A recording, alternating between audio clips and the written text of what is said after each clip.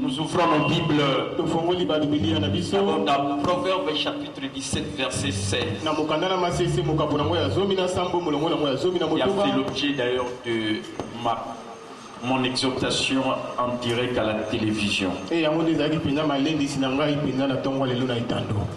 Proverbe chapitre 17 verset 16, la Bible dit: à quoi sert une somme d'argent dans la main de l'insensé, mais il n'a point de sens. Amen. Amen.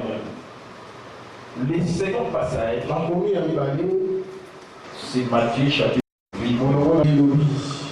J'ai le pouvoir de Jésus. Alors Jésus lui dit: ô femme, ta foi est grande, qu'il te soit fait comme tu le veux. Le bonheur, c'est d'un point de vue, le bonheur, c'est votre choix. Même sa fille fut périe. Et Philippiens chapitre 4, voilà le bon point de vue. Philippiens chapitre 4, le verset 19. La Bible dit: mon Dieu pourvoira à tous vos besoins selon sa richesse avec gloire en Christ Jésus. Amen. Amen. Voilà les trois passages bibliques qui permettent de partager avec vous la parole de Dieu sur le terre, le bonheur du pan du point de vie. Et si vous allez élevez votre voix,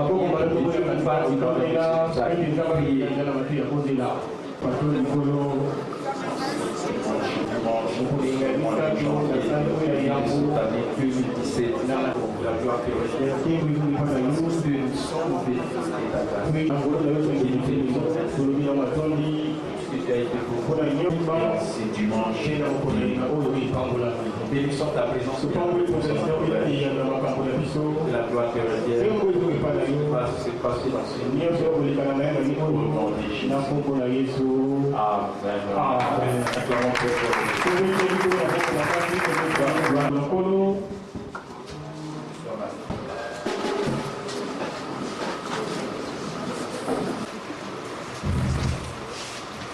moi aussi, je vous salue au nom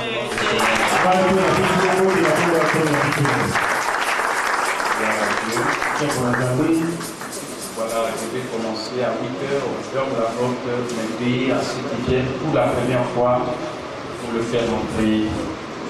Il y a des gens qui viendront pour la première fois, payer à l'extérieur pour le faire entrer. Mais ceux qui sont de la maison qui viennent après 8h. Donc veillez vraiment l'honneur de temps du point de vue. Et la vérité fondamentale de mon enseignement dit: un bon point de vue consiste à vous dire le bon point de vue. Voilà le bon point de vue qu'il faut bien retenir et expérimenter, confesser tous les jours de votre vie. Le bon point de vue consiste à vous dire: Dieu pourvoit à tous mes besoins. Et c'est ça le passage de Philippiens 4, 19, qui est déjà la vision de l'année 2018, l'année du bien-être. Tu veux vivre une vie heureuse, l'année 2017, oui, le bonheur et la grâce m'accompagneront tous les jours de ma vie. Et tu veux vivre la prospérité qui est un état de bien-être, qui ne concerne pas seulement l'aspect argent, mais tous les aspects, c'est ça le bien-être. Alors, tu n'as qu'à confesser tous les jours: Dieu pourvoit à tous mes besoins. Suivez le développement de mon enseignement, parce que je vais enseigner l'éducation financière ici à l'église. Si vous fouillez cette éducation financière, vous fouillez cela, mais ça va vous rattraper. Amen. Amen. Parce qu'on nous dit à quoi sert l'argent entre le main de quelqu'un qui est insensé.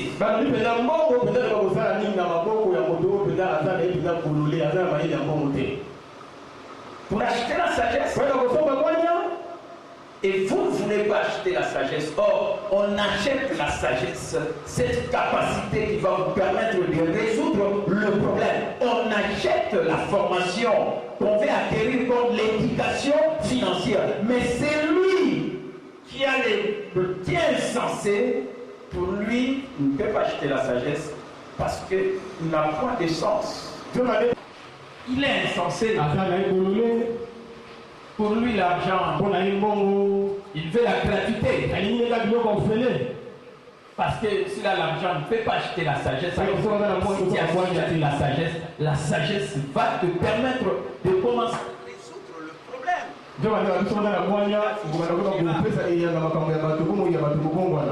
Amen. Amen.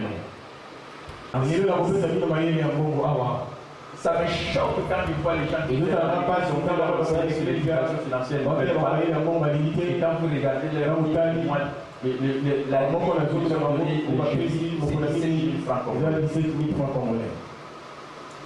l'église, c'est 17 000 francs congolais. Il oublie la sagesse du pauvre.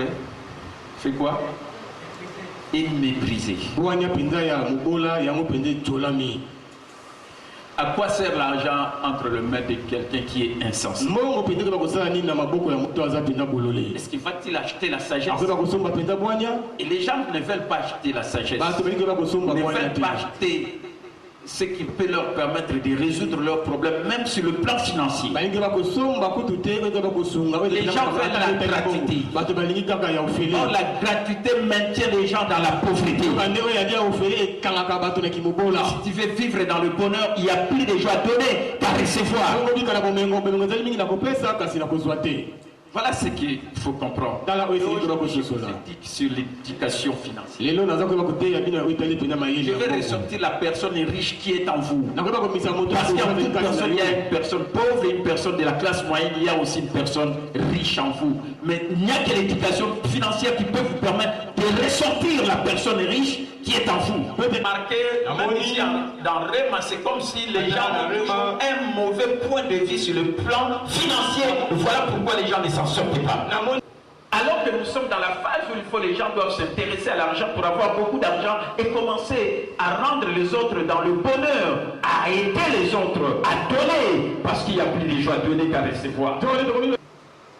Tout dépend toujours du point de vue et de l'attitude que vous adoptez. Amen. Amen. Je vais enseigner pour dire. Je ne fais que répéter mon enseignement. Que cela soit bien perçu par les gens.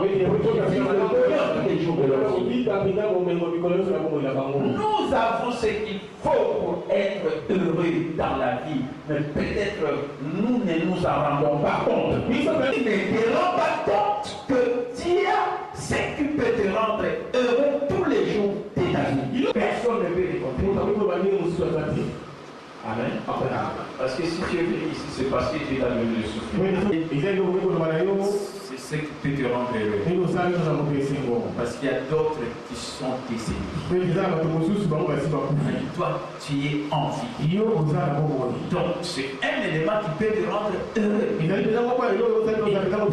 ton jour, c'est dimanche 15 janvier 2017, heureux. Tu as tout ce qu'il faut pour venir et tu vis dans le monde. Mais peut-être que tu ne comprends pas.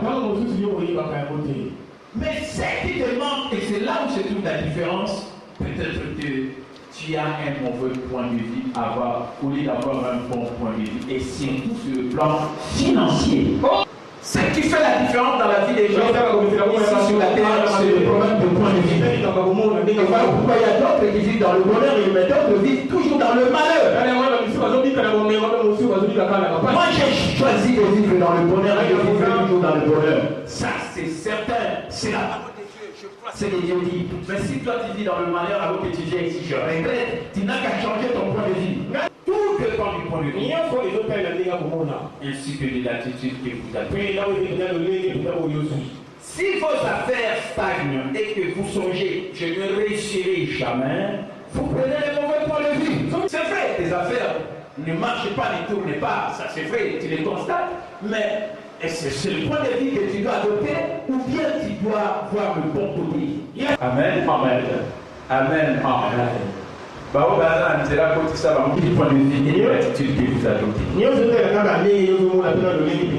Si vos affaires stagnent et que vous songez, je ne réussirai jamais, vous prenez le mauvais point de vue.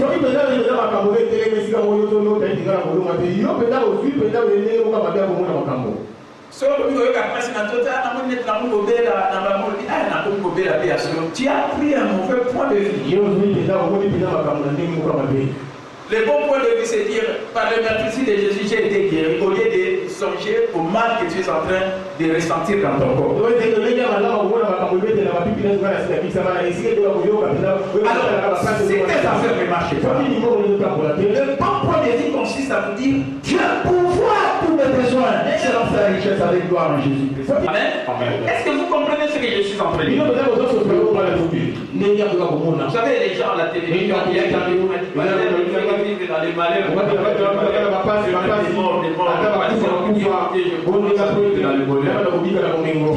j'ai réagi, j'avais dit le malheur, j'ai partagé la parole de Dieu qui dit le bonheur et la grâce m'accompagneront tous les jours de ma vie. Arrêtez!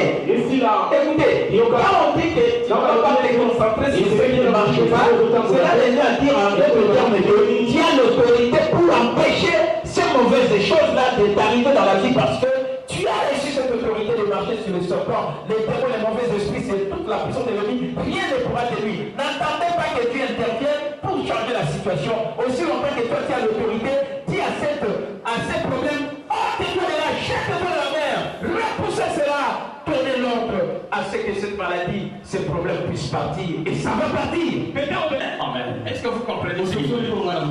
Donc il faut dire l'homme ils ont marché, occupé à côté, ils occupé, ils ont marché, se concentrer dans le mal en merci. Mais l'homme ils ont marché, c'est que vous t'arrêtez pas un diable, ou un côté plan à ma paix, et toi tu dois connaître que Dieu t'a déjà donné l'autorité de marcher sur les terres de mauvais esprits, et c'est toute la puissance de l'ennemi. N'attendez pas que le temps va changer. N'attendez pas que vous louer dans ma cabane bien, à propos dans ma cabane, ça c'est bien. Ça c'est la vérité. Mais n'oubliez pas aussi que Dieu t'a donné ta part, il t'a déjà donné l'autorité pour résister à l'ennemi et au diable, comme l'a dit l'ennemi, résister au diable, il va fuir loin de toi. Est-ce que tu comprends? Si tu comprends, acclamez très fort le Seigneur. Résister au diable, il fuira loin de toi. Nous avons reçu l'autorité de marcher sur les démons et les mauvais esprits sur toutes les personnes. Rien ne pourra nous nuire. La Bible dit, si quelqu'un dit à cette montagne,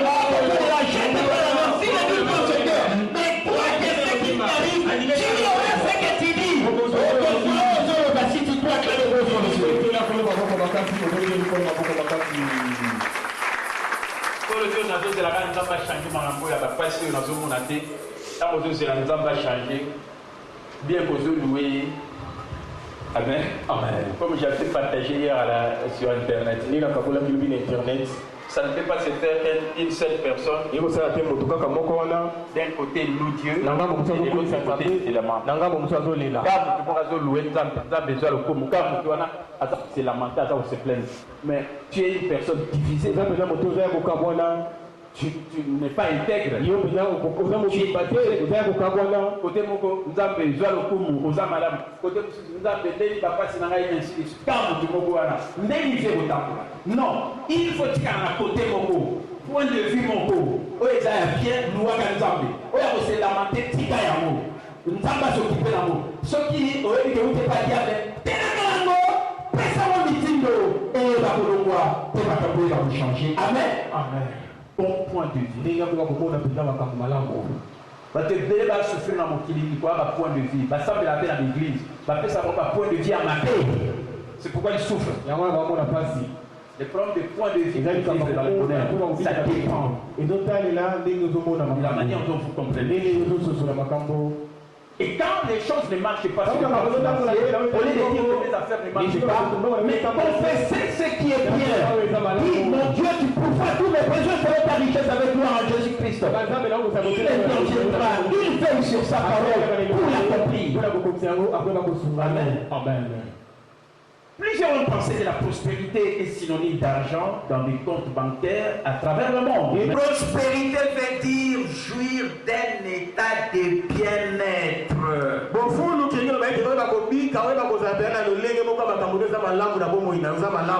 Amen. C'est la vision de l'année 2018. Et l'argent n'est qu'un de paramètres contribuant à ces détails.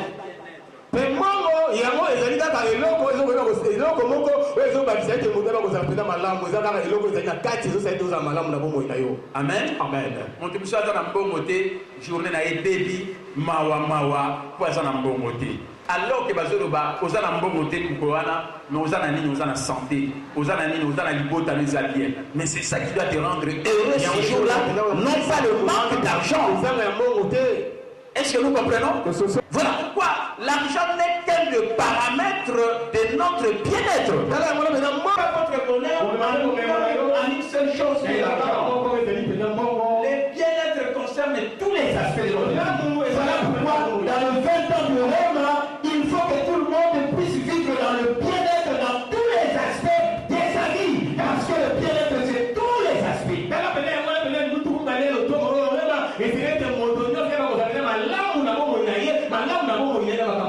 Les finances ne sont pas seulement votre unique besoin. Quand la Bible dit mon Dieu pourvoit à tout, dans vos besoins, que ce soit votre besoin d'aide, vous avez besoin d'aider dans vos domaines.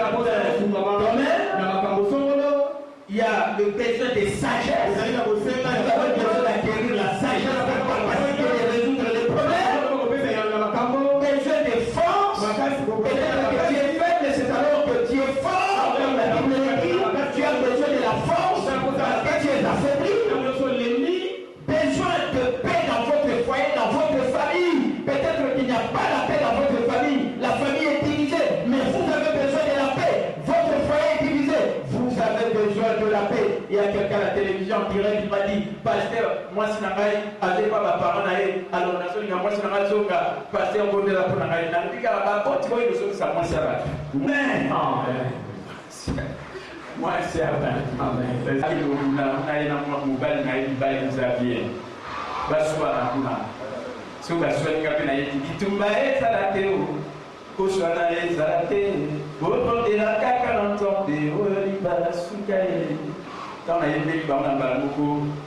Moi c'est dans Bali parce que si porté la libusani puis la zone à Nicoliotima aux zones pas à bouti ça m'a ici bas la ici bas zone à Bali comme le bas ça amen libanesa la paix dans votre foyer la paix dans votre travail mais attendez sur la séparation du salon. Comment qu'elle se battrait la propre affaire là? Comment entretenir la paix dans votre travail, le bien-être, la sécurité, la protection? Amen. C'est ça l'état du bien-être. Tu as de bonnes pensées, tu n'es pas troublé, tu n'es pas stressé. Les gens sont dans des stress. Tellement qu'ils travaillent trop, mais ils reçoivent peine et c'est le stress. Alors vous avez monté alors que vous travaillez à la midi. Comment propre patron c'est longtemps ta juste valeur. Amen. Comme ça les stress vont partir. Alors travailler qui?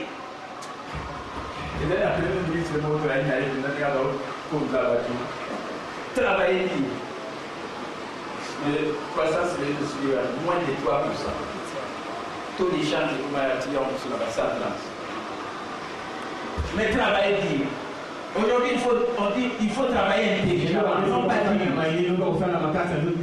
travailler intelligemment. Amen.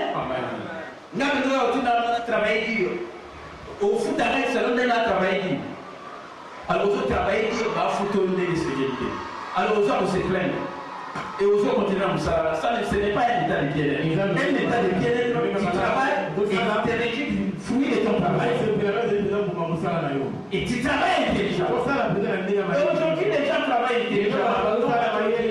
Créer un actif qui travaille à ta place et toi, tu te reposes et tu ne fais que relate tous vos besoins. Voilà le mystère derrière l'alliance de prospérité. Il faut que tous vos besoins soient pourvus. L'alliance de Dieu sur la prospérité garantit votre bien-être total.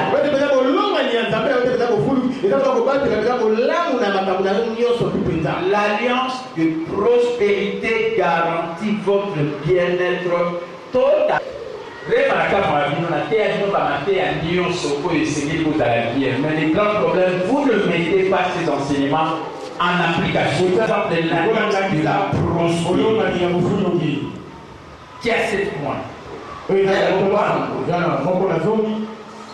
Quoi d'abord? La Bible. Hein? L'alliance de la prospérité avec ces 7 points. Premièrement, c'est La Bible. donner. Deuxièmement, Le travail. le travail. Troisièmement, Le passé. désolé, penser. Quatrièmement, La confiance. la confiance en Dieu. Cinquièmement, L'attente. attendez, même si ça n'arrive pas encore. C'est là la peine de continuer. Sixièmement, parler. Amen. Et enfin, remercier. Beaucoup ça dit. Il y a un avec qui pose la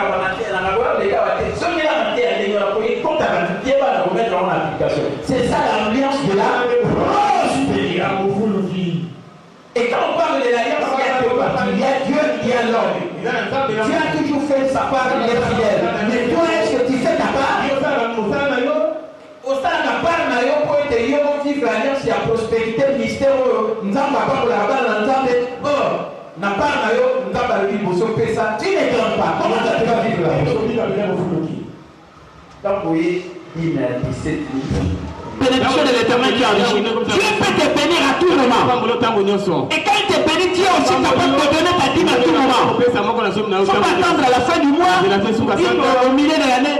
Du mois, on ne donne pas. Arrêtez ces choses. Dans la vie, quand on avance, on avance. Amen. Quand on avance, on avance.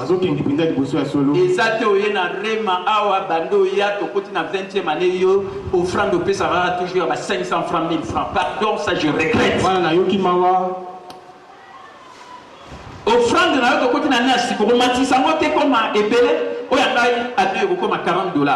Au moins, moi, mon côté, sans que offrande n'aille $40 totalité, mais la banane à 500 francs congolais. Mais il y a aux Agoya, offrande de combien à offrande 500 francs, 1000 francs, aux Ali 15 ans, 20 ans à la catégorie, c'est inconcevable. Il y a un besoin de même sur le plan financier. Ça se fait quand même. Ça la prospérité à âme, sur le terme bien à l'église, prospérité à nous autres, sur la bonne santé, beaucoup tapé la prospérité matérielle et financière. Pour le bâtir à Mbogo, on est télévision, tu es à l'église, tu vas s'arrêter, mais pour Zababola, comme la gratuité, or les gens qui vivent dans la gratuité, ce sont les gens qui expérimentent la pauvreté. Je suis mon riche. À ce Seigneur Moutelo. Riche à Pesaka, il y a toujours riche. Mais pauvre à Sengaka, il y a s'appauvrir mon commerce. C'est ça la vérité. C'est la prospérité, c'est le bien-être total. Il faut que l'église et marché tant qu'il y a 20 ans, de côté aller à bien-être, et il dit pour le bac il faut vraiment y avoir comme tout dans la vie, et c'est là pour expérimenter bien-être dans la vie.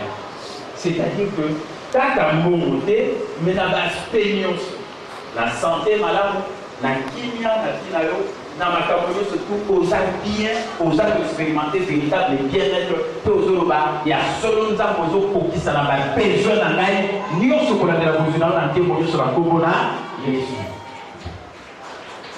exactement, exact vision.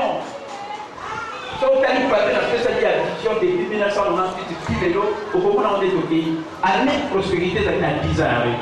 Si 10 ans, on a 20 ans, on a bien-être.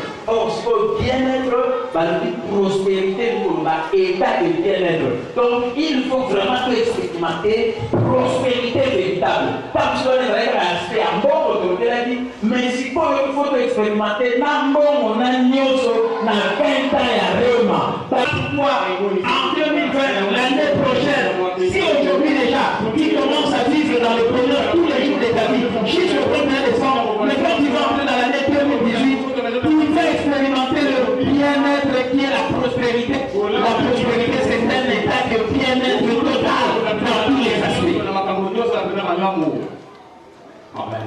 Parce que comme il y a bien-être, prospérité, chrétien,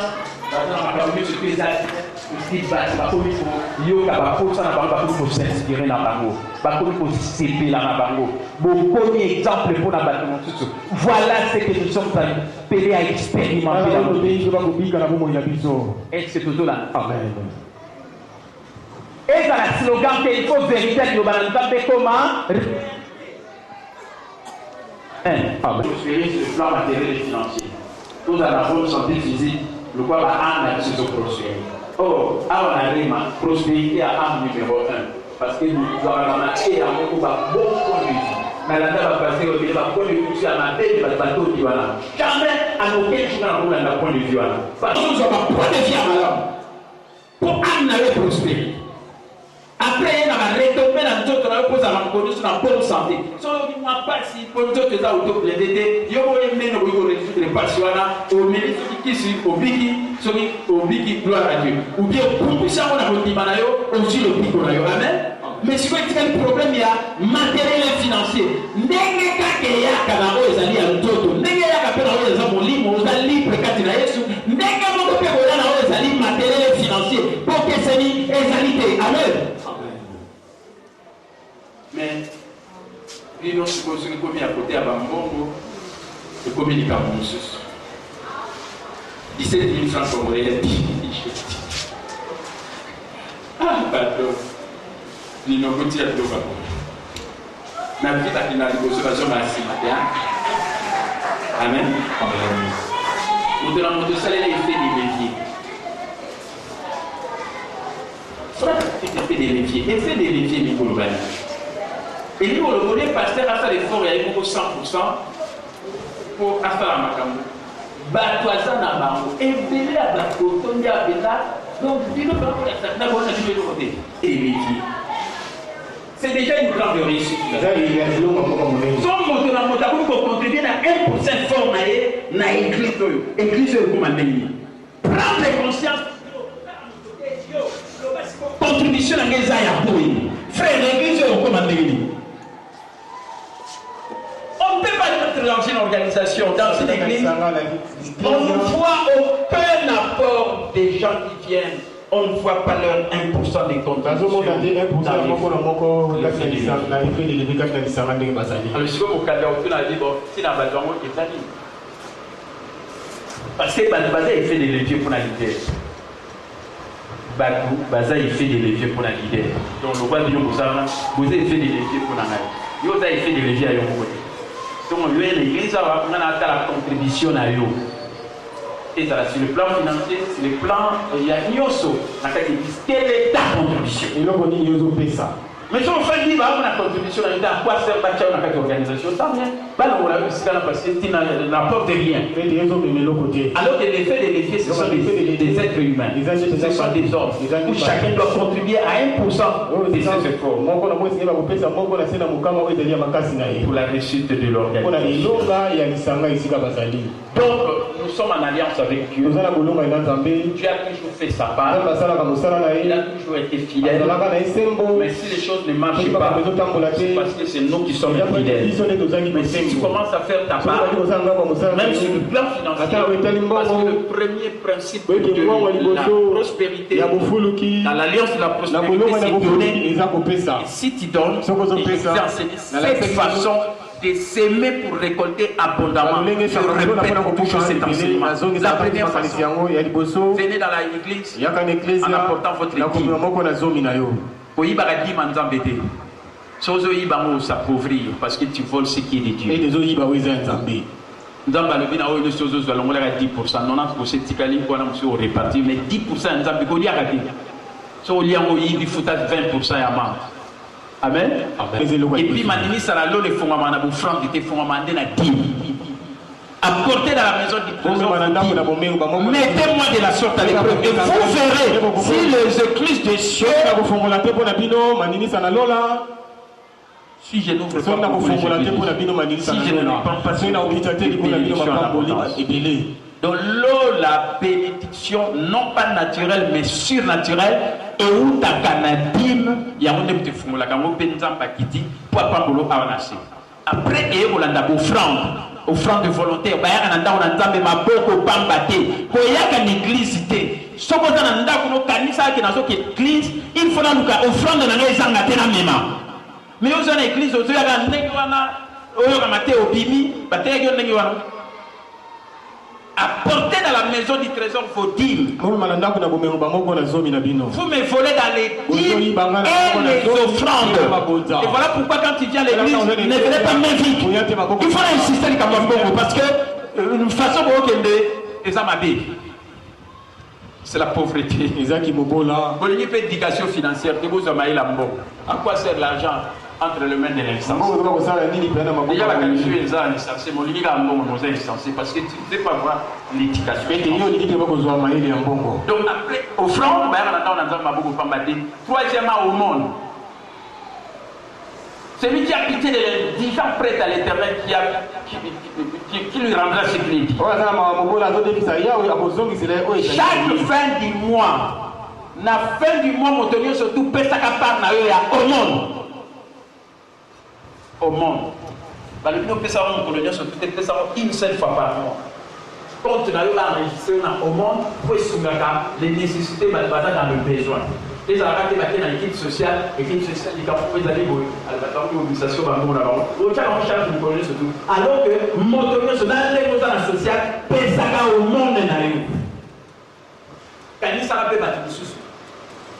Yo kanisa yo kanisa batu susu te basa dans les besoins. O te ke batu ba comment la riche ba dit pourquoi ba kamata ba mo na ba su na batu yo. Ba dans la patient ba comment la riche parce que ba comprenant secret.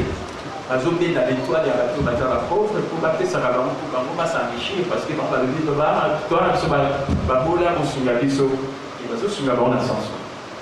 Mais Bible le dit, pensez aux gens qui sont dans les besoins. Donner les tourments.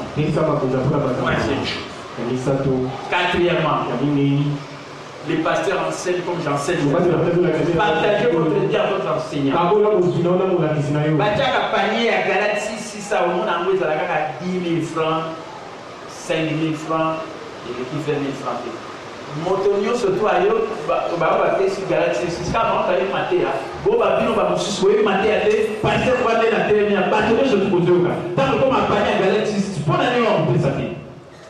Parce que on va dire, quand on a besoin d'un mot là, ici, là, nazola kisalo makambo oyo yebuti amen makambo oyo yangote bazola kisalo et donc bazola kisalo ikambo la bozina namola kisalo 46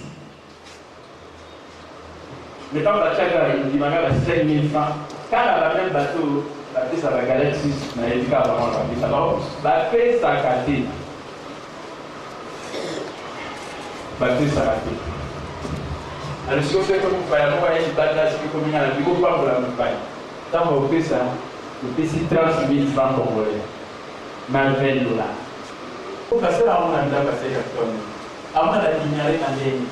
Passer à la niveau, pas pauvre. Pas pauvre, il y a un mot, vous devez aller à l'église là-bas. Voilà, parce que c'est une fois que l'église là-bas. Il y a un policier qui a dit ça, mais ça, nous l'avons compris. Dans le mec qui fait un euro, il a ski. Ceux qui m'ont pas envoyé au théâtre, ils ne vont pas ça la nuit, ils ne vont pas les essayer. Ça qui est là, vous n'avez pas un franc congolais. Pour que la pasteur, on a dit qu'elle est déjà appris la vie. Donc, puis on n'est pas pour la vie, pour pas. Amen. On a permis de faire au théâtre, on a dit qu'elle est déjà appris, pour pas vous les essayer, pour pas vous. À témoigner, je peux qu'il y a. Dans les cas d'église, mon bout, pas pour la bouille. Sur la pour la vie, témoigner, je vous dis. Amen. Ce va faire m'a dit Ah, je vais vraiment en pénance pour la guidon. D'ailleurs, vous pouvez la pasteur. C'est ça les Galates. Dit, offrande volontaire, d'ailleurs, comment 4, Galates 5, offrande sacrificielle. Pour ça, sacrifice, on a dit pour ça. Et puis chaque année, tout le mois d'avril, mois d'avril, on y va. Et je dis, moi, il y a offrande sacrificielle, au bas, un exemple, des personnes reconnaissent, papa, puisque papa et papa, tu ne peux pas mourir, n'est que ça à la fin de l'année. 4, 5, 6, 7. Amen. 7 plus 4 plus 3. Combien? 14 personnes. Frère, il y a 2015. Pasteur Capital, bon, on a Oyo. Moutoukati, il y a 12 ans. Les autres qui n'écoutent 13 ans. Nazak, on va jeep, mais on va acheter pour la Chambo Awa, offrande sacrificielle. 12 000 $. Amen. Amen. Si on attend la moutoura, puis on va se mettre la moutoura. Bon, pasteur a sacrifié la moutoura, a sali, ah, puis ce que tu as mis la moutoura. Vous avez raisonné là. Vous raisonnez là. Bon, quand on a mois d'avril 2017, d'ailleurs, quand on fêtait les 19 ans, mois de mars, le 8 mars, et qu'on a nommé mois d'avril, on a offrande de sacrificielle pour ça. Bon, puis ça fait cadeau et un pasteur n'a dit non. Bon, on a tout petit peu réellement à 20 ans, il y a Rima. Pasteur a mis 20 ans. La nama terre en a une des. Si vous reconnaître la beauté, c'est qu'on a une grave. C'est pour ça qu'il y a un témoignage dans la télévision. Pasteur, ça va mater à bien. Si les gens reconnaître ensuite ça, je suis désolé. Ça, c'est la vérité. Pour cette histoire. J'ai connu Robert Kiyosaki un jour quand j'avais acheté un livre dans Perú Store d'un homme, on a parlé de devenir PDG et ça m'a intéressé. Et en achetant ce livre, à l'intérieur, c'est là où on a écrit, c'est l'auteur qui a écrit. Je remercie beaucoup Robert Kiyosaki parce qu'il m'a aidé pour mon développement personnel. Et par son livre Père riche, pauvre. Et directement, j'ai noté ça. Et je suis allé sur Internet, sur Google, livre Père riche, Père pauvre, Robert Kiyosaki. Et directement, on m'a ressorti tous les livres de Robert. Et c'est à ce moment-là que j'ai été en contact avec Robert Kiyosaki. Il n'y a personne qui m'a parlé de lui. C'est dans la lecture d'un livre que j'ai retrouvé cette référence. Et directement, j'étais connecté et j'ai acheté le livre. J'ai commencé à acheter le livre de Robert Kiyosaki. Et aujourd'hui, j'en ai au moins 10. Tous ces livres écrits en français et les tout derniers, la seconde chance. Amen.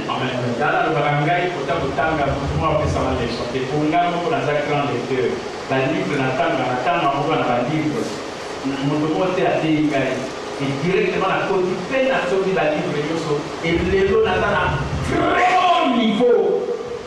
Oui, il y a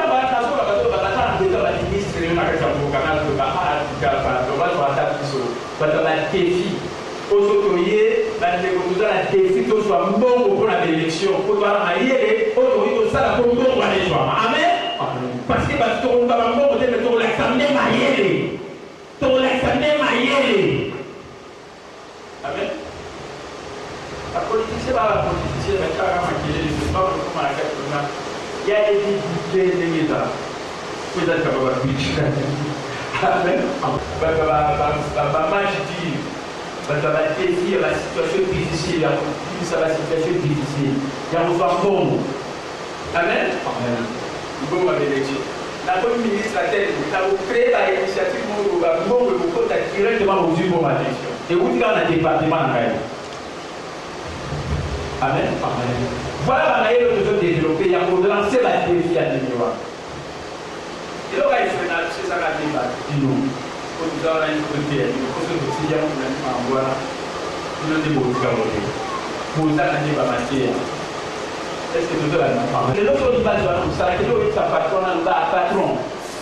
société et gagne 1 million de dollars. Et si on a un côté dans mon compte, ça 1 million de dollars. Est-ce qu'on dit que 1 million de dollars pour travailler 200 000 dollars pour un camo? Alors que dans cette société, là, il faut ça même dans 100 000 dollars. Je vais lancer au patron, vous lancer des défis. Alors, il y a un membre, il y a un membre, il y a un membre, sur place. Amen. Au péter 1 million de dollars, ça va avoir 200 000 dollars pour payer le camo. Voilà le bateau raisonné. Et le bateau, on répond à la définition des bateaux, croire que la famille développement dans leur personnel. Ceux qui ont grandi, c'est-à-dire qui ont fait croire que leur personnel. Sauf au niveau de la mine, au niveau de la mine, il faut m'appeler mine. Est-ce que vous voyez les pensées à la paix? Autant dans la terre, on a l'église, on a fait ça matière. Au niveau de la mine, fait. Au niveau de la mine, il faut me donner la million. Il y a un cas comme appelé mine, il y a un mot de être. Devenez plus aussi. Il y a encore une publicité au niveau de la mine qui ose la mine. Et ça, la magate, il faut d'abord y avoir comme la mine plus. Si maintenant on a la mine, il peut rejoindre mine. Amen. C'est tant que tu ne t'es pas développé dans ta personne. Tu peux d'abord devenir plus toi. Il faut encore plus. Si maintenant on a plus peut rejoindre, plus on rejoint mine. Amen. Yo, on s'est rendu dans la gare, on ça ne fait pas cette terre, qui vont montrer une nécessité et pour vous gâter pour ça la macababinene et pour vous gâter pour ça l'abandon et la mine. Tout dépend de la personne de votre personne. Il faut que votre personne puisse croire. Voilà pourquoi l'objectif ou la valeur de la croissance personnelle, c'est une grande valeur. Et ici dans le c'est la deuxième vertu. Amen. La deuxième valeur après la croissance personnelle. Au salata makambo mingi te okozwa kape mbongo mingi te soki yo moko okomi mingi te. Amen. Soki yo okomi mingi te okoma mingi il faut ça la transformation lokola mingi tosheli akomi papillon. Il faut olongwa semence oyo eza na nzete ekoti mbuma soki mbuma na lepini te ndeko nzete na yo fina yo kozalaka ndenge wana eza na ndoki te. Et qui porte un fruit, qui porte un arbre qui doit porter le fruit. Mais pour que le fruit sorte, regardez les composantes d'un arbre. Dieu est un arbre. Ce sont les racines qui produisent un bon fruit. Il faut avoir la force qui sont de bonnes croyances, les troncs qui est Jésus-Christ, les attitudes, les actions, la sève, le Saint-Esprit, les émotions, les proches, les différents domaines et les fruits qui sortiront avec un bon environnement. Voilà de quelle manière ta vie changera quand le Dieu fait le Seigneur.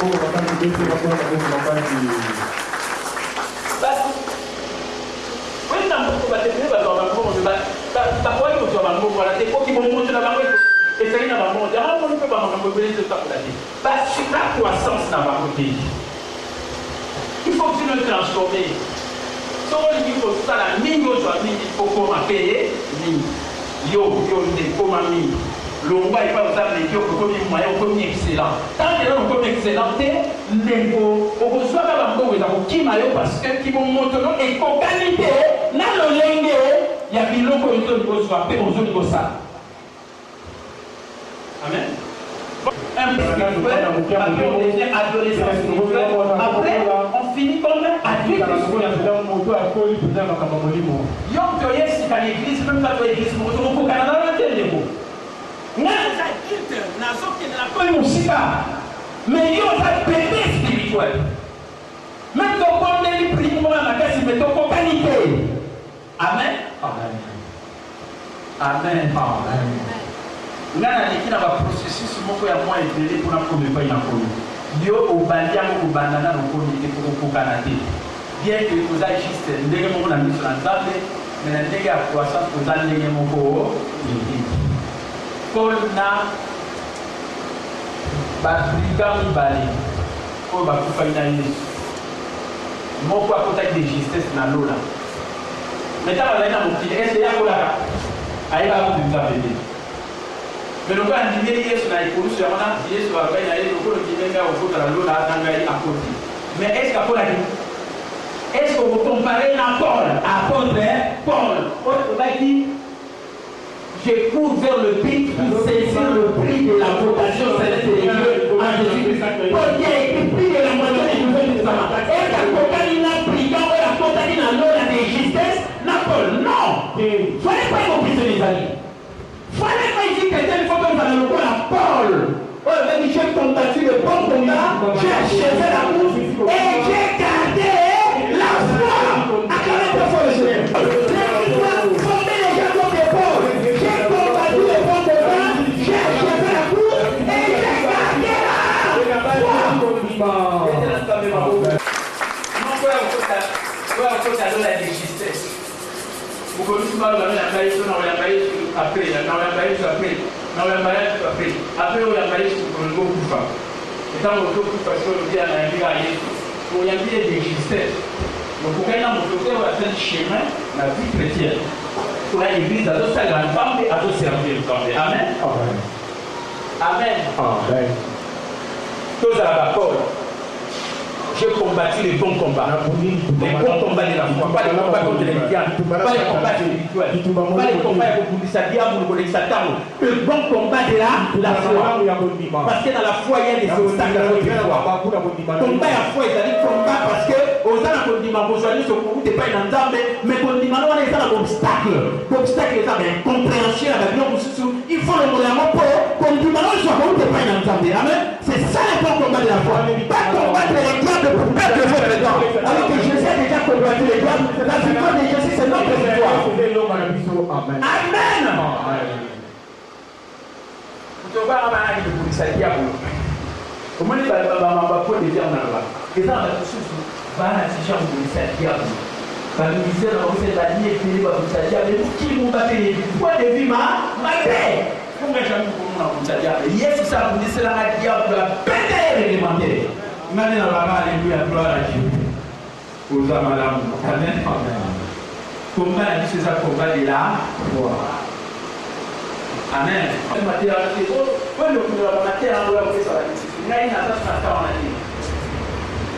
Amen. Amen. La terre est les 6 ennemis des noms de foi. Il y a une compréhension de la nouvelle naissance, une compréhension des votes d'identité en Christ, une compréhension des votes de justice en Christ, une compréhension de la puissance de Dieu en vous, de Saint-Esprit, et puis le nom de Jésus vous a envoyé. Bonjour, la terre est vraiment. La terre, on a 2000, 2003, 2004, la position de la voie de l'autre, puis nous avons beaucoup de la voie de terre, la transition à Sika, pour aller à côté. Amen.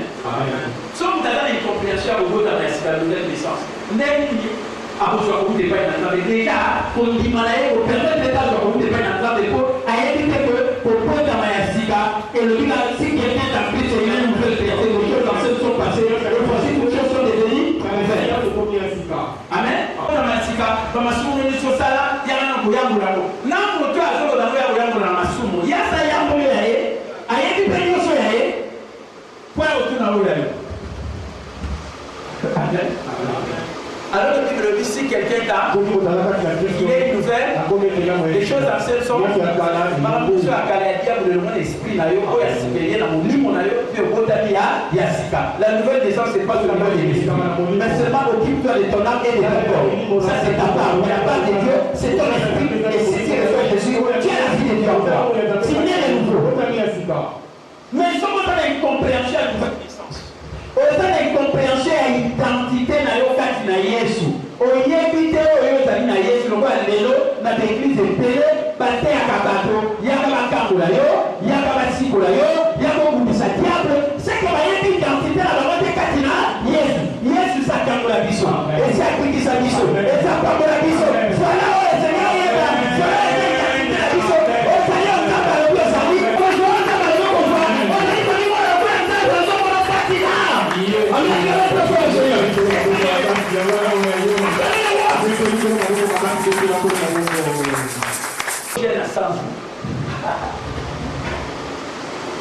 Ti na kusambela kati na kusala ka mote ezali kamba point de ezali kamba point de kamba point de hein Aussi, ici, quand on a tout ça, ça joue. Frère, qu'est-ce qu'on fait? Il y a du colo, ça suffit. On peut aller vite, ça, ok, ça. Et voilà, il va vraiment avancer. Nous, ce que l'on a passé, on va passer, on va faire, gardera comme il peut. Point de vue. Voilà pourquoi les gens ne sont pas dans le côté. Amen. Amen. Voilà pourquoi les gens ne sont pas dans le côté. Alors, si on a un soleil à faire riche, à faire pauvre, maintenant, comme ça, expliquer non. Amen. Amen. Le bonheur dépend du point de vue. Les deux personnes placées dans la même situation, l'une se plaindra, sera négative et subira sa vie comme un fardeau, tandis que l'autre se montrera heureuse et reconnaissante. Entre les deux dépend du point de vue. Et la façon dont chaque personne choisit de voir la situation. Amen. Amen. Comme on a macabondé, toute l'église, tout le monde a macabondé de mon côté. Au lieu de macabondé, parce que la loi a dit, il y a tout le monde a macabondé,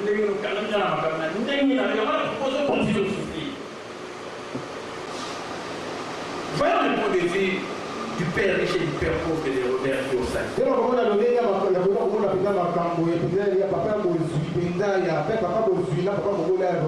Auteur de Père riche, Père pauvre, l'ouvrage traitant des finances personnelles, le plus populaire de tous les temps, et ainsi au premier rang du best-seller du New York Times pendant plus de 6 ans. Et Robert Kiyosaki est devenu un défenseur de l'éducation financière partout dans le monde. Il témoigne.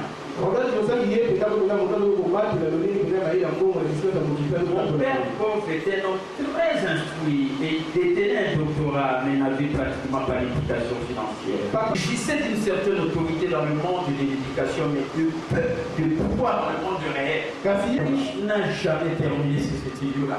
N'a jamais pu terminer ses études. Mais il était très instruit en ce qui a trait au monde de l'argent. Formellement moins éduqué que mon père pauvre. Il avait davantage de pouvoir que lui dans le monde réel. Le père pauvre de Robert, le père socialiste, c'était un homme bon qui croyait en l'altruisme.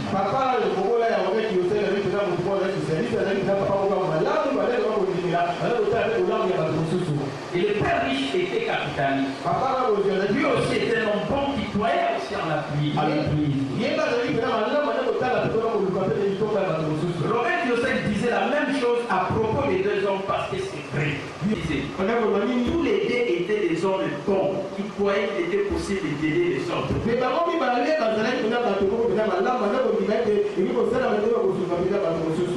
c'est leur point de vue sur la façon de le faire qui n'était pas le même. Mais par contre, des vies différents, on soit pour pauvre, on soit pour riche. Amen. Amen. Les pères pauvres s'étaient mis en colère. Parce que le père riche ne payait pas son fils, Robert qui travaillait chez lui, ainsi que le fils du père riche. Le père riche voulait qu'il travaille gratuitement. En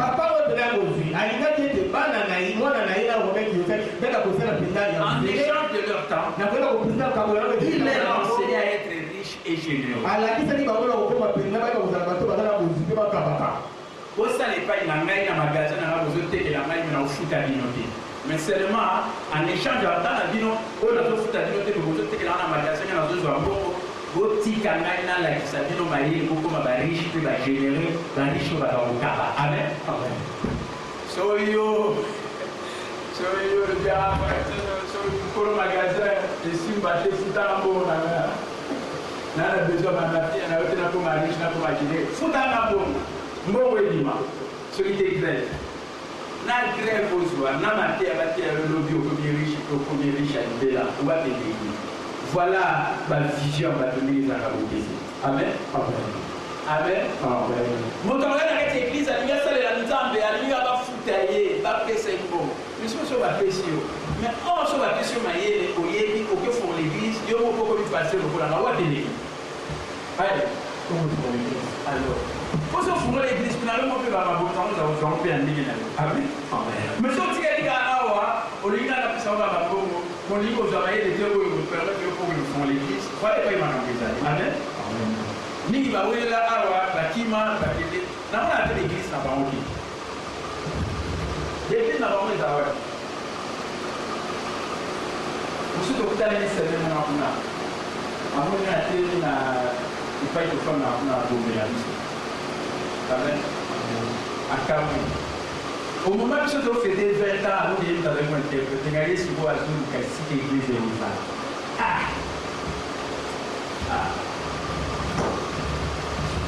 Si quand nous avons même 20 ans, nous avons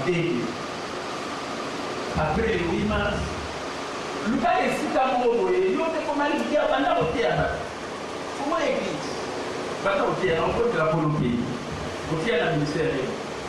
Comme ça, nous avons comme un pasteur au monde local. Aussi, là, la dîme de la dîme B, on peut ça par rapport. Et c'est pour la vérité. Tout ça, là, au 40 à 4 demi, la question qui libère dans le banda. Amen. Amen. Dis-le, on est dans le monde terre, dis-le, on est en bois. La question qui libère dans le banda. On a fait preuve à la matière, on a dit, on a dit, on a besoin, on a dit, on a dit, on a formé, dis-nous. Au Canada, ah ouais. Ah, je ne sais pas, il faut carrément. C'est où on fait ça? Donc, il y a un peu de choses sur le c'est Péraka. Mais soit Naïle, il y a un salaire au lobby, et un salaire qui est l'autre, c'est la pierre. Amen! C'est ça la vérité. Maintenant, nous avons un témoignage sur la Cameroun. Nazara a amené des histoires numéro 2, deuxième personnalité a amené des histoires après à Chichon. Mais na futa mati na soit une femme pour les mais j'étais la deuxième personne. Amen. Amen. Mais les autres tout ça ouais. Na ta bien on a une histoire là. On a voyé où soit les dégâts na pour nous dans la face les pays na mais na ça ma comme à l'aise na à l'aise. Amen. Amen. So on a fait une bonne côté bon ah on a pasteur à la ligne. Nous avons le niveau soutenir pasteur à la ligne. Amen. Amen. Vous soutenez parce que là, pasteur, n'a pas de la main. Sans tout le monde a fait mais à la chose. Il y a rien. Mais pour l'instant, la vie bon. Bon, là, le Cassamo, à l'ongwa, on a dit bon, l'ongwa, on a témoigné dans la paix.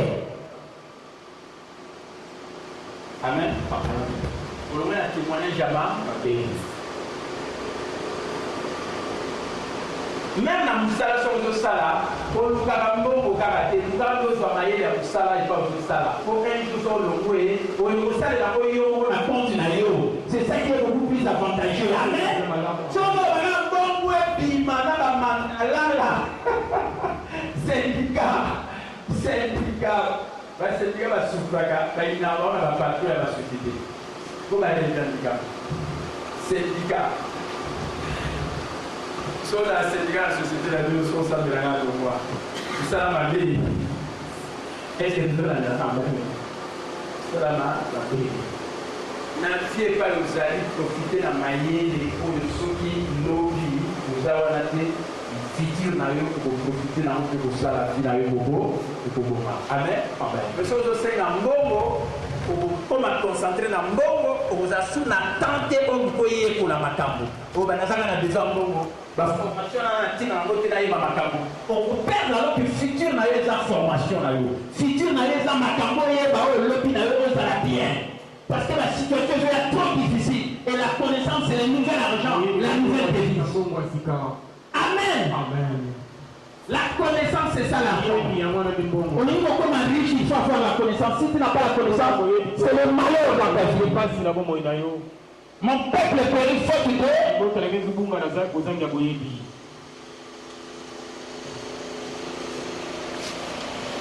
en échange de leur temps, il a enseigné à être riche.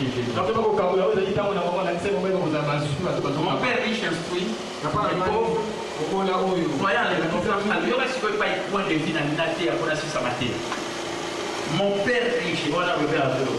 Mais pauvre, mon père très instruit. Aïe, pour la première, on a beaucoup de bataille, pour la vie. Mais ma pauvre, moi, et croyant l'importance de vivre en dessus de ses moyens.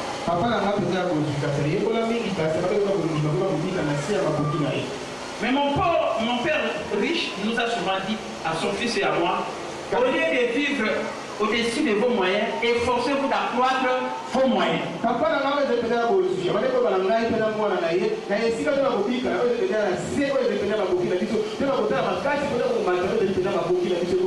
Dieu veut que nous soyons tous riches. Je répète,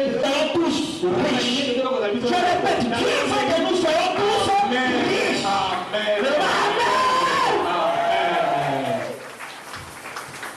Amen.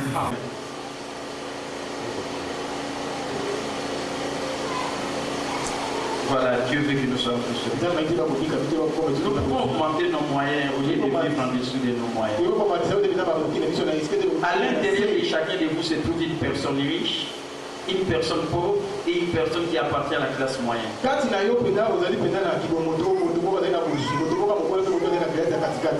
En choisissant de vous concentrer sur la colonne de vos actifs et d'en apprendre ensuite de plus en plus à leur sujet, vous ferez émerger cette personne riche.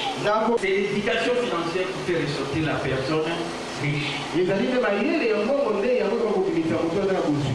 L'éducation financière est l'autre côté de la médaille. Augmenter vos moyens et vivre en dessous de vos moyens sont les deux côtés d'une même médaille, deux façons d'aborder la vie, deux façons de points de vue différents.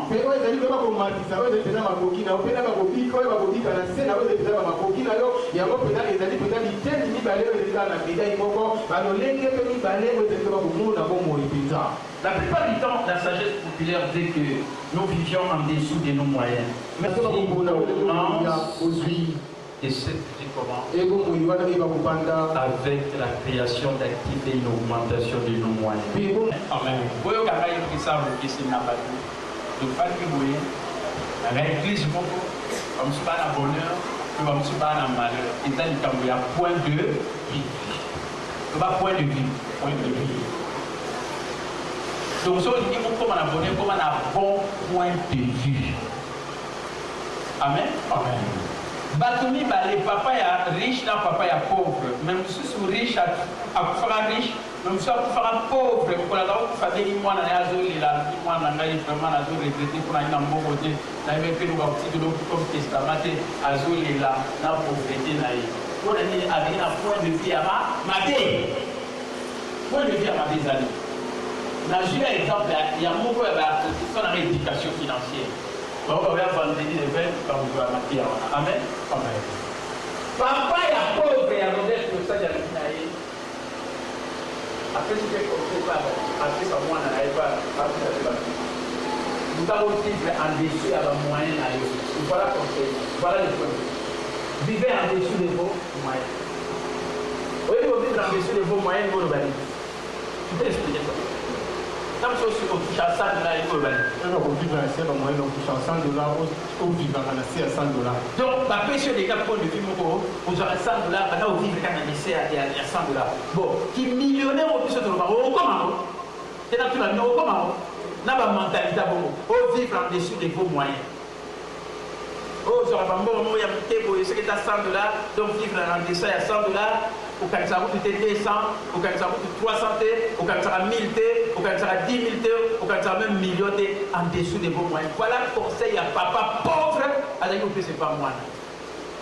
Si vous papa riche, après c'est ce que vous conseillez, quand il fait moi, le papa pauvre, vivre en dessous à moyen de vie, et augmenter ma moyenne à vous. Amen. Amen. Aux ans à 100 $, au super à 100 $, le dit pas tout ça, et dans la 100 est comme à 200, 200 est comme à 300, 300 est comme à 400. Ça y est, la moyenne, pour la moyenne, et matin, au lieu de nous avoir vivre, quand on a moyen, on a menacé. Amen. Deux points de vue différents. Je comprends de quoi nous avons. C'est ça qui fait la différence. Il y a comme un millionnaire pour vivre en-dessus de vos moyens, comme millionnaire sur vos bâtis par moyen. Et là, on va mettre aux yeux dans cette église, vous faites ça, si vous faites ça 500 francs. Après, si vous faites 500 francs, le vous faites ça 300 francs. Au dit qu'à la pauvre, 500 francs matin à 1000 francs. 1000 francs qui est à 10 000. 10 000 qui est à 100 000. Aux hommes matin. Si vous êtes comme riche, vous avez un bon point de vie. Montazo peut se conseil en dessus des moyens, hasard conseil à ma pauvre. On tire la pauvre. Est-ce que vous avez la narration? Amen. Alors, pour ça va moyen, créer actif, il faut botter là sur ma moyen, mon sous-sous. Amen. Amen. Pour créer actif et ça anime, et vous botter là cash flow. Cash flow, c'est-à-dire au robot de revenu. Revenu, au gagner revenu, mon boy. Au sommet sur ma marchandise, sur ma ici, et tant aux ça. Et aux matchs sur ma bénéfice, et aux matchs sur ma bénéfice. Ma moyen, et aux salanini, et aux mata. Pour la mentalité, il y a pour ceux qui ont moyen. C'est ça, on va négocier en église, façon qu'on se comporte. On va négocier sa montagne, mon bozo quitta. Alors qu'une femme m'a dit, ça va moyen pour qu'on soit riche. Amen. Amen. Quand on passe d'une année à une autre, il faut qu'on voit les progrès, qu'on voit la croissance. Mais si on met la mentalité à vivre dans la moyenne, au moment où les croissance est là, parce que la mentalité, ça va tout vivre dans la moyenne à biso. Au moyenne à biso, tu sois bon, tout ça sur une dernière. En créant des actifs. Amen. Amen. Amen. Amen. Si on veut l'éducation financière, on tire la pauvre. Mon soeur, si l'éducation financière, on le battait. Moi, Bidja n'est pas dit soit né au Zalaki. 4 millions 500 000. 4 millions 500 000. Ah, on peut me voir la fête de la bague, tout bon. 9 milliards. 8 milliards ou bien 9 milliards. Si vous avez combien 4 millions 500 000. Et si vous avez serrer la ceinture. Non, on serrer la ceinture. Mentalité à ma pauvre. Na serrer la ceinture de moyen mata. Il mata et il 8 milliards. Et comme on a 30 milliards, 50 milliards de Bangola. Amen. Amen. Oh, pardon, mentalité pauvre. Et qui dit 4 milliards aux hommes d'Imamo. Puis aux hommes d'Imamo, puis quand on est là. Allez, on est dans le milliard. Mais de la pauvreté, peut-être, sur les hommes dans la boca. Plus jamais. Le Premier ministre, on se va s'assurer. Et contraire. T'as pas de chance sur le gouvernement. Amen. Amen. Là, parce que vous avez un défi de temps, vous avez un tchèque ou un tonta. Tout le monde m'a dit ça, budget, vous m'avez dit, vous avez 4 milliards, c'est comme 20 milliards. Et ça possible. Amen. Vous voyez les matériels parce que crise financière, la crise spirituelle. Tant qu'il y a la corruption, on va aller dans la réalité de la approche à la pourquoi on a voté à cause de la corruption. C'est une crise spirituelle. Il faut combattre. Amen. Bon, on va aller dans la crise à l'été contre l'approche à moi. Parce que croissance en profit dans le monde. Deux choses dans la bateau, quand même, ça dans le sens, il y a moralité. Les gars, on a battu. Mais dans le salaire, il y a bien, on peut se tout là, on peut se tout, mais ça n'a surtout pour tout le monde a le résultat. Amen. Amen. Bon, on a là. Résultat. Il y a un bâtiment qui est normalement pour le coup de la projet. Moi, il faut qu'on a fait la réalité, ça l'état pour croissance, c'est ça. Exact. Au vivre en dessous des vos moyens. Nous devons taper sur le tour, voilà. T'as dans la mission, va y où tu vas. Le baga va tenir la bina matisane la moyenne. Amen. Croissance dans les 4 milliards, 500 et comme on a 20 milliards, 30 milliards au nom de Amen.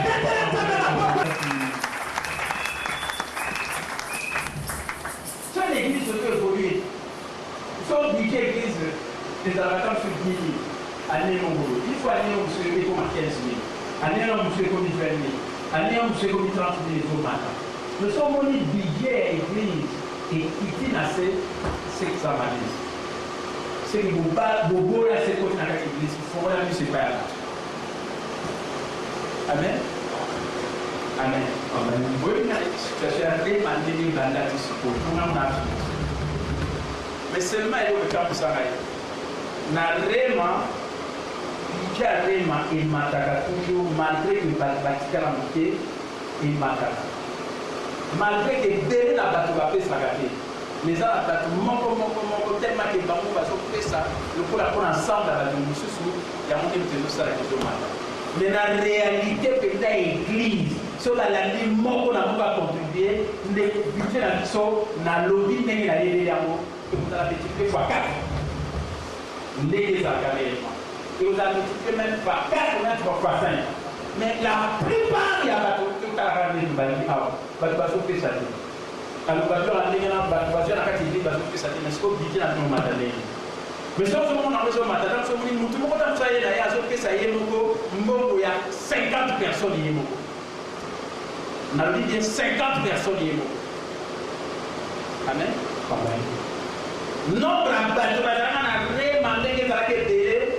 eza na mbongo ekokani te na ndenge ntango soki osilisi ane oti koleka oyo ane eleki yango mande bato bazalaka ebele naza na betite wana nyonso ti nasala naza pasteur naza te financier voilà pourquoi on a quoi on peut quand même si quand l'Alexandre dans le programme de voir un peu ça là pour qu'on a dans la nyos na il dit que mais banda mais ba ba aider même dans la Kenya na bango mais on a regretté on est pas là pour faire ça mais sécurité mais tout ça sipolo amen mais tout ça sipolo ça nous paie mais on peut ça ma collègue wana mais na la particularité ni quelques individus là on va faire ça mais la plupart va faire ça voilà pourquoi on a donc exhorté pour qu'on a la prospérité pour matisa ba moyen pour bana ko pesa penza ba ko la binomi amen to pour taper ça ba leçon et pas bateau pour aider ba ba ko évoluer moi j'ai toute la situation financière amen amen et alors qu'une année moko mon ango so vous comparez l'année mususu et kiti par rapport à mususu et mataka toujours amen na le dit et mataka toujours et ça va toujours supérieur mais seulement il est étonnant bato baza moke par rapport net aux alaki ezomata mais seulement particularité ezali nzambe asalaka kotisa moto moko mona ata mosusu ye moko azopesa mbongo ebele par rapport à bato mosusu mais bato mosusu ayaka na ye apesaka nini eloko moko te mais sikoyo soki bino nyonso oki bokomi kopesa yango nalobi que budget ekokoma même multiplié fois 5 nalobi bien même fois 5 connaît toute la situation financière de l'église. Moi-même, je suis un financier. Personne ne peut m'enseigner. Pourquoi on a un domaine, en tout cas, domaine on a calé dans le économiste et financier, expert comptable. Amen. Voilà pourquoi Pesakaki, Pesaka offrande de cette façon. Sauf que nous supposons que ça, budget église et pour Mata. Amen. Vous savez, ma budget, on va faire ça, il faut ça, fête. Fête, il peut y a 19 ans. Nandenge bakutu bakohonoré bango. Amen. Discutaki yango vendredi. Maintenant la salle qui liboso ezaki 160 000 $. Et véritable atali a gagné. Ah, ton famo. Gardez la budget, la prévision, tout discuter pour te comme en réalité. Amen. Et tout ça la discussion, tout fandi, tout discuter alors ce que va penser qu'on va dire que c'est la totale. Si on a la salle totale, dans l'intimité, madame Okita, et qui n'a 30 000 $, au lieu de 160 000 $. Voilà les budgets. Nous avons un salaire.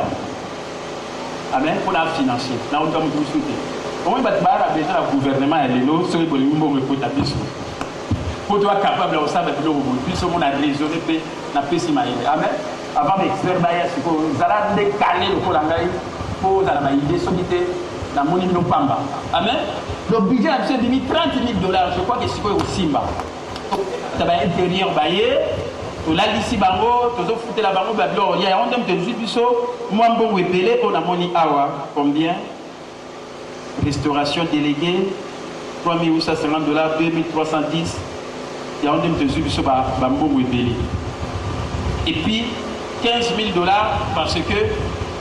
Oya kolinga kozana fête na biso ya RC kozana hôtel Béatrice futa billet na 100 $, na informé bino déjà so za na 100 $ na yo kozana invité oye wana ko ba yisa biso pasteur na pasteur yisa ba collaborateur o ali boso ba billet na 100 $, le roi de fêter na hôtel Béatrice kozana wana au futi 100 $.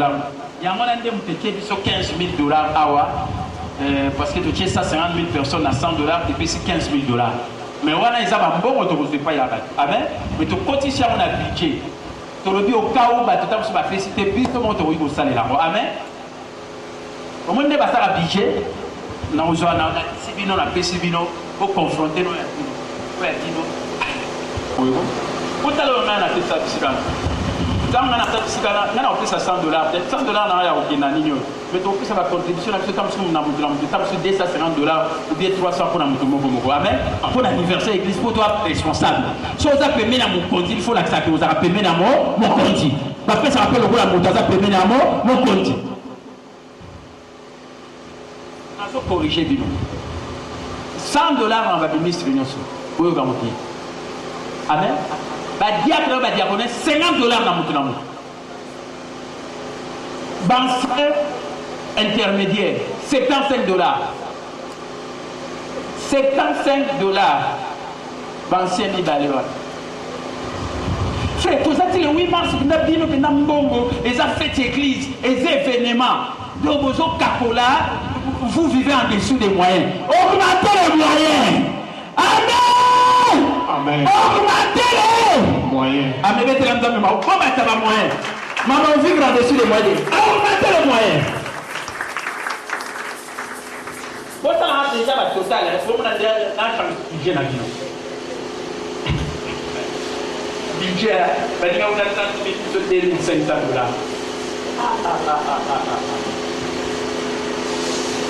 Frère, vous dites qu'en tant que parler du peuple, dans en 2003, ça va budget les Arabes à plus de $5 000. Vous avez la bien $5 000. Dans ce que ça demande à financer, on va donner nous. $5 000 à Erwana. Parce que au camp, on va dire, ah, bah, toi, on va l'encourager. Toqué dans le stade, martyr, tu dépenses au moins $25 000. Parce qu'on a 20 ans, on a budget à $25 000. Il faut que tu aies $100 000. Parce que nous avons riche de augmenter les moyens. Amen. Amen. Maintenant, on va la réalité. On a parlé du peuple qui a $5 000. Dans le stade de martyr, qui a $25 000. Parce que si tu as 20 ans, on a 5 ans près, 10 ans près. 25 000. Tu as 50 000, tu as des champs de matin. Tu as $100 000 pour toi, millionnaire. Tu as des moyens pour matin. Nicolas, pour raisonner, on a vivre en dessous des moyens. N'a pas augmenté bas. N'a pas augmenté bas. À me mettre en train de ma boue. Comment les gens? Amen. $100. L'investisseur, c'est normal. Nous avons $100, $100. Tu es un investisseur, ça $50, ça $50. Namoko. L'investisseur, ça $50. Mais l'investisseur, moko, ça $50. Vous avez 4 ans, vous faites déjà combien? 600 déjà, c'est bêtis. Et les 600. Et les gars en dessous des moyens. Pour ça, vous êtes en dessous des moyens. Pour ça, vous êtes en dessous des. Vous vivez en dessous de vos moyens. Augmentez les moyens. Amen. Augmentez-les. Il y a un fils millionnaire. Tu as traité ça, c'est notre télévision. Amen. Augmentez les moyens. Quand tu as la piqué, la vie, on va piquer. Vous regardez l'exemple de vos familles, vous vivez en-dessus de vos moyens. Augmentez-les. Augmentez-les.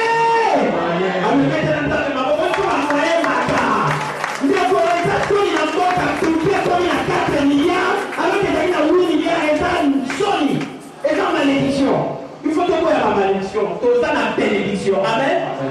Comme on a su sa matière. L'éducation financière, c'est la raison. Je suis matière. On va vivre en-dessus des moyens.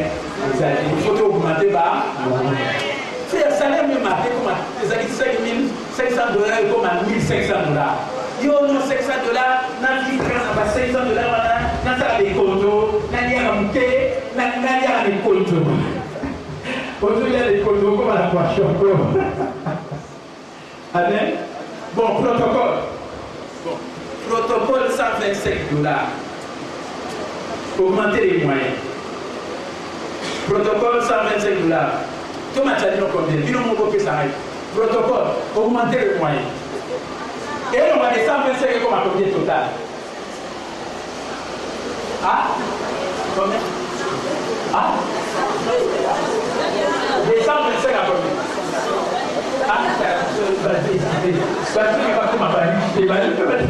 Augmentez les moyens, parce que nous avons 25 $.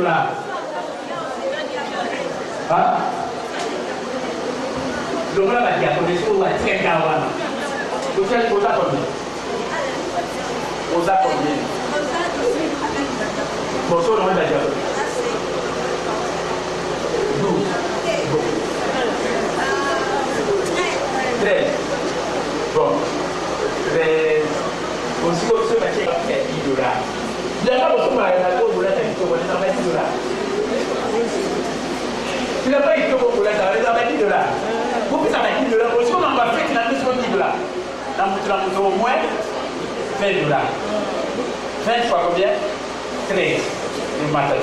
Allez? Donc, protocole, à part dans la diagonale, on fait ça combien? $20. Bon, nous avons dit au Kakoli, nous voulons vivre en mission. Avec, bon, ok, équipe sociale. Socialité, ça c'est $1. Bon, si vous maman sociale, augmentez les moyens. Augmentez les moyens, ne divisez pas dessus les moyens. Pour ça fait pour moi. La boîte est liée. Dans le billet, moi, on fait ça. Alors, on fait ça. Voilà pourquoi je m'ai dit ça moyen. On fait ça. Donc, peut-être 5 ans. 4 ans. Ça va dire. Mais aussi la équipe sociale. Dans un cas comme ça, tu vas riche. Par le but d'augmenter les moyens, tu vivre au-dessus des moyens. Tes pères pauvres, après ça, ils m'ont allé toli. Vivre au-dessus des moyens, on est moins pauvre. Mais père riche, il va augmenter. Et père riche, Robert, comment il est millionnaire. Augmenter les moyens. Il faut m'attaquer ça au niveau de ce matin. C'est déjà ça, c'est un peu. Bon, surtout au niveau du bas. Il y a un peu de point là. Pour l'accepter, parce que un chef pas embatté. Pas pour ça, on va chef, pas pour l'accepter chef. C'est là où on l'a eu. Si on veut l'accepter, on a chef. Chef pour nous rabattre par vos signes. Il faut y avoir plus de volonté pour faire ça en place. Voilà un véritable collaborateur. Comment est-ce que nous souffrons? Ça, on se chef à l'autre temps. Et ça la vérité. Et ça la mara. Aussi, on se remet à diaboliser sur la bâtisse côté de la haut. Tout ce qu'on dit, ça c'est mal. Tout ce qu'on dit, ça c'est mal. Bon, tout ce qu'on dit, ça c'est mal. Tout le monde a diabolisé. Amen. Bon, si on va augmenter le moyen. Dans le cas où on va augmenter le moyen, il est à 300. Tout à 300, augmenter les moyens. Il faut passer 50. 300 $. Équipe sociale, 300. Augmenter les moyens. Équipe à musique. Presse technique, $70. Chambaramo, $100. Presse la musique, au lieu de $70, $100. Presse la technique, presse la technique, au lieu de $70, $100. Musique, augmenter les moyens, ça $50. Amen. Élise, ça $50, musique. Chorale, $50, maman, vous avez payé, vous mettez ça moyen, $100. Votre mari, vous pouvez aller sur le moment, c'est bon, bah, $50, tout ça. Ce que tu es sans, ne comprends pas, fête, babo makamtoto. Tout est à $100. Même que si vous avez la diagonale, vous avez une main, équipe à chorale et dit $100. Amen. Équipe à pardon, voilà statistique encadrement de la sécurité, $50. Et après, vous ne pouvez pas faire ça. Non, pas $100. Même si vous avez son combien, vous avez $100. Amen. Équipe, il n'y a pas de sécurité, statistique, comptez bon, vous comptez bateau, encadrement de la sécurité, au lieu de $50, $100. Écodine, ça $50. Maman, vous faites ça dans la vie, pour la fête, et vous avez fait à l'église. Écodine, $200, au lieu de ça $50. Donc voilà, vous pouvez c'est la banane. Vous pouvez c'est la contribution. Écodime, au lieu de ça, 50. Hein?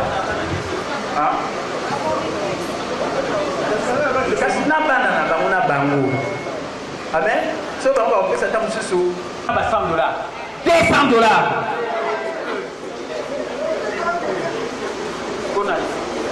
Bon, nous sommes là, on peut pas, maintenant, on va dire le tac qui est bon. Bon, ouais, puis, la prière.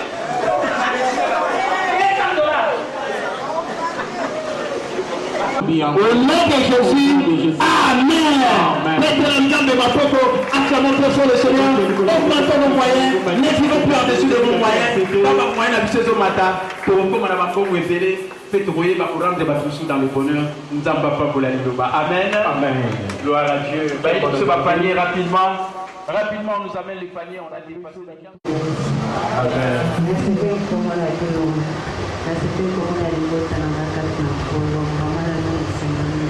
Amen. C'est Pierrette. Ça va? Nous n'en pas pour la Lyon. Nous avons dit pasteur Mario Bambou les télé.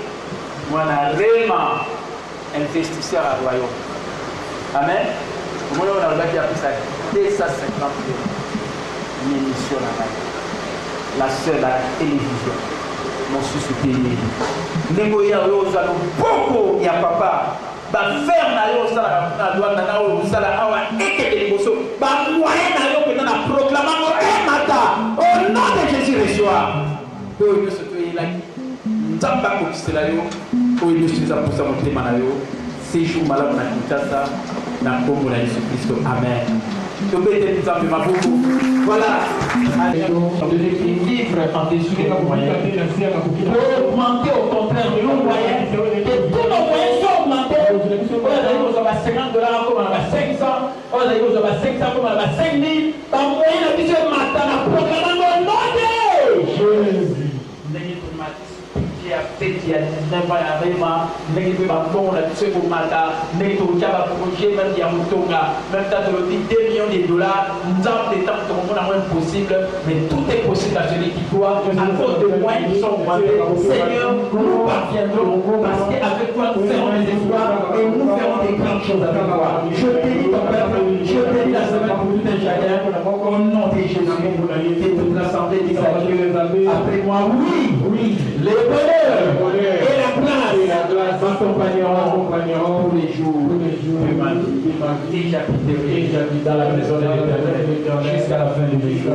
L'Éternel est mon berger. Je ne manque de rien. Je l'ai dit au nom de Jésus. Amen. Chef en sécurité, nous avons comme l'équipe en sécurité qui était Batikali, ou l'ensemble en équipe en sécurité, le responsable va dire que la vie est réunion, sur la vie connaît, c'est aussi aucune équipe dans la réunion, si par qui il y a